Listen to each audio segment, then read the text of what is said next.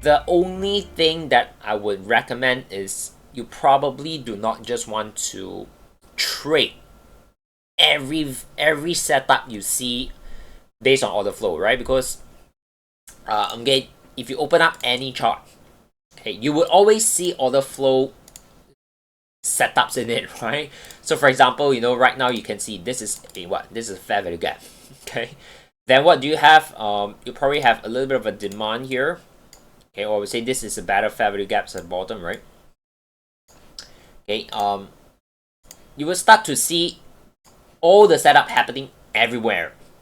Okay. So my little tip for those of you who are looking at this technique is never trade every setup.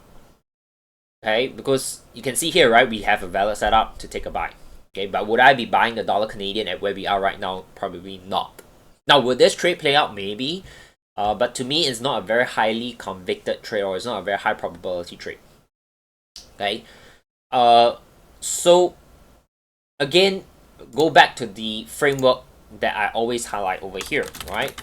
Direction, setup, context. Okay. You may have a setup here, but do you have a clear direction? Maybe on a short term, you can say, oh, we have a break of structure. Yeah, right? But you are trading very, very small scale perspective, right? So you may also want to consider on the high time frame, is your direction aligned with the smaller time frame, right? Is the context here giving you a high probability trade, or is it just simply a valid setup itself, which may not be a very high probability setup, right? So yeah, that's my tip.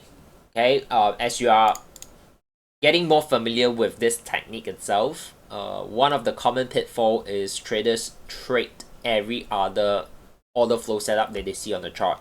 Okay, don't do it. You always want to have that clarity in the process, right? Identify the clear direction you want first. Then only you go to the setup. Okay, and if you straight out start with finding the setup, you may be tempted to take a lot of trades. Okay, but if you go by, do I have a clear direction? Yes, then only you look for the setup. I would say it's easier to be more disciplined in that flow. Okay, because once you identify a setup, you will always be tempted to be looking at it and be tempted to take it. Okay, so always start with the direction. Okay, if you don't have clear sense of direction, don't even bother looking at the setup. Cool. Yeah, so I hope that helps. Okay, I hope that understanding on the order flow technique helps.